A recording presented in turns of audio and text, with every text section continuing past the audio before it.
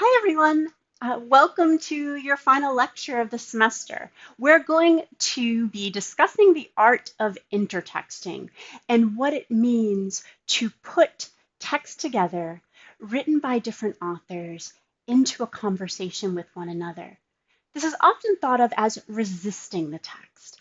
And why we consider it an act of resistance is that rather than performing the words that the author wrote in their entirety, we interrupt them and we place them in conversation with a different text or multiple different texts in order to help us understand how we create cultural meaning and how texts build on one another and are in dialogue with each other.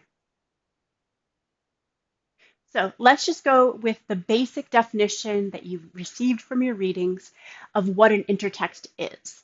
It's breaking a single text by intercutting other texts into it. Sometimes one text is more dominant, sometimes there can be an equal amount of various texts within it.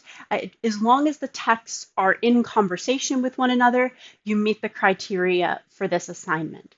So the idea of it is that we do this in order so we can trace the creation of meaning and understanding and identity through culture. Because one text reminds us of another text. And those texts, when they're put together, show us how we use the literature we create to understand who we are and the culture that we're in. Now, when I did my first intertexting assignment, it was back in 1999, and social media was at a very different place then. And the idea of intertexting was brand new to me. I had never thought of this idea of taking two texts that were unrelated and putting them together and having them in conversation, or two texts that are related and showing that relationship. But you've grown up in a time and space where you've had your media intertexted. And so I'm looking here at two memes that are on your screen. Memes are all intertexts. Now, this first one I have here is of Beyonce. It was a photo that was taken while she was singing at the Super Bowl a few years ago, and this beautiful, iconic singer had one unflattering pose or two. And people kept sharing the stills of these unflattering poses she had. And so she had her media team ask people to stop doing it. Of course, that made it happen even more. And you'll see how this photo of her singing at the Super Bowl is intertexted. And someone says, it reminds me of the Hulk. And although Beyonce and the Hulk are fairly unrelated, as they're put together with those words there, we now have an idea of a relationship that we might not have had before, this time for humor. Another humorous meme that's here, this is Maria from The Sound of Music. She's dancing in a field without a care. Same picture is used multiple times in memes. You'll see it say, this is me not caring about football season, or not caring about my homework, or not caring about lots of things, a feeling of being carefree. So while within that musical, football was the furthest thing from Maria's mind, in this moment, the idea of football and the sound of music and this pose are intertexted together to show a relationship where we might not have seen one before. Now, the important thing to understand of why we're doing an intertext, why is this the culminating assignment for this semester? And I do this for one central reason, in that you are receiving Living in Our Diverse Nation University Studies credit for this course. And intertexts show us that nothing happens in a vacuum. Every text is in relationship with multiple other texts. Some of those texts affirm those meanings, reiterate them, make them more embedded into our culture, and other texts resist them, provide a different perspective, a different emotional response that in some ways is dismantling or picking apart or challenging that other text. And as you put these texts together, we're aware of the diverse voices, diverse meanings, diverse understandings, diverse truths that speak to one another through the cultural text that we create. Now, it's important to remember that in general, performing literature in and of itself is an act of resistance because we're taking something that was meant to be read, and through our emotional choices and our way we choose to embody it, it can change it. So you've already been doing this resistance on a smaller level with your prose assignment and with your lyrical assignment. And we're going to end this semester being more bold by interrupting texts with one another, putting them into conversations that these authors, these poets never intended. Now, it's important to realize that most texts we see fall into larger categories of stories of our culture. And every culture has dominant stories that make up who we are as members of it. And I have a couple here from the United States, since this is a Living in Our Diverse Nation course.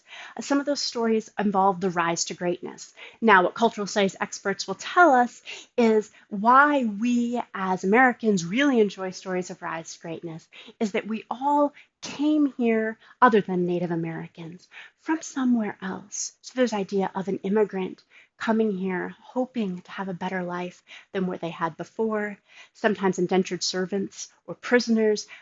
The idea of come to the United States was the only way to get economic or any kind of freedom. Slaves were brought here against their will, and that idea of being imprisoned and being enslaved, and that hope for other generations to have better lives than they had. Michelle Obama tells a story of when she's in the White House and thinking about this idea of this house was built by slaves against their will, and did they ever imagine that their descendants would rise to the greatness that there would be an African American family living in that household being the leaders of this country. There's also this idea of we like to hear stories of people that come from very modest means, making it to fame and to fortune.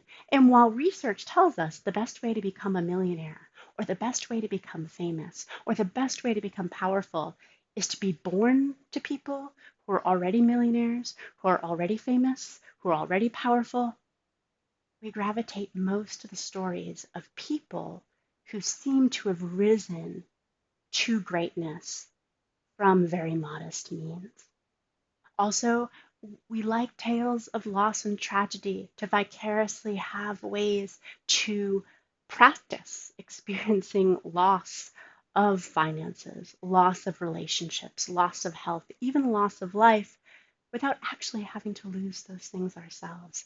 Then we have all these movies called tearjerkers that we want to be able to see those stories. And then there's the fairy tale romance. The most ubiquitous one in our culture is the Disney princess story, where a woman meets her prince and they fall in love and they live happily ever after. Of course, in recent years, with stories like Shrek and stories like Frozen, we've had some resistance to those texts. Shrek intertexted all kinds of fairy tales together, and in the end pushed against this narrative of the beautiful princess and the handsome prince by two ogres deciding they would rather be ogres in the swamp than a prince and princess in a castle together. And then in the story of Frozen, Anna thinks she has met the man of her dreams and she's going to get engaged in one night. Her sister pushes against that, and throughout the story we hear again and again, you can't marry someone that you just met. Now, right there, that line is over and over again referencing, intertexting Cinderella, Sleeping Beauty, Snow White, where that always went unquestioned. And then that text is resisted even more when her sister, Elsa, becomes queen without any mention of a king. There is this idea that she is just going to rule by herself. And that again is pushing against that dominant princess narrative. So as cultural members, we weave these stories together to make sense of them, to make sense of others and ourselves, right? We talk about the fairy tale wedding where a young girl dreams of growing up and being a princess for a moment. People look to other people's stories of tragedy to understand their own tragedies when they happen. When we talk about our own lives, often the desire, when we're doing memoir work, I worked with elders, and a lot of them want to tell their story, their memoirs, and their desire is to show their own rise to greatness. These stories just become embedded into who we are, not only as a macro culture, but as individuals. And remember, As we both affirm and resist these stories, we are understanding ourselves and those around us in culture better. It becomes a public way of doing ourselves, of doing our culture, of entering into these complex discussions in public discourse. Now, for this assignment, you do need to have one text that has been mass produced, and that can be portions of a novel, it can be portions of a poem, of a song, of a speech, as long as it was mass produced.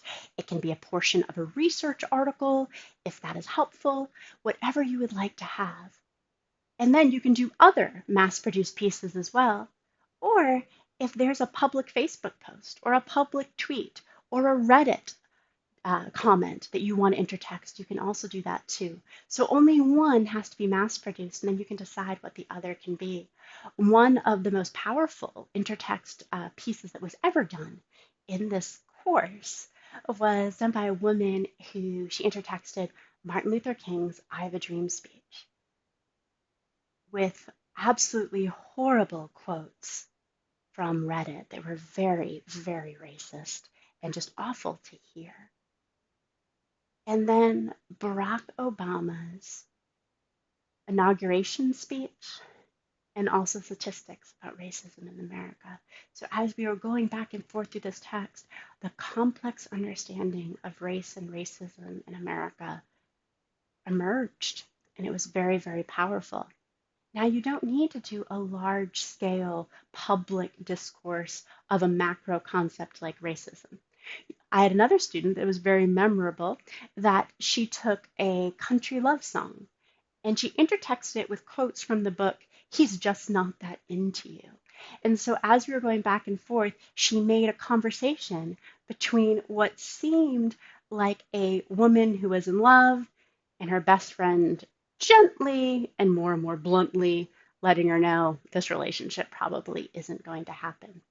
I had another student who took a research article from an environmental science journal and intertexted quotes from it with statistics about global warming, and then pieces from the Lorax, which is a Dr. Seuss book. And then she also did people from Reddit who did not think that global warming was real.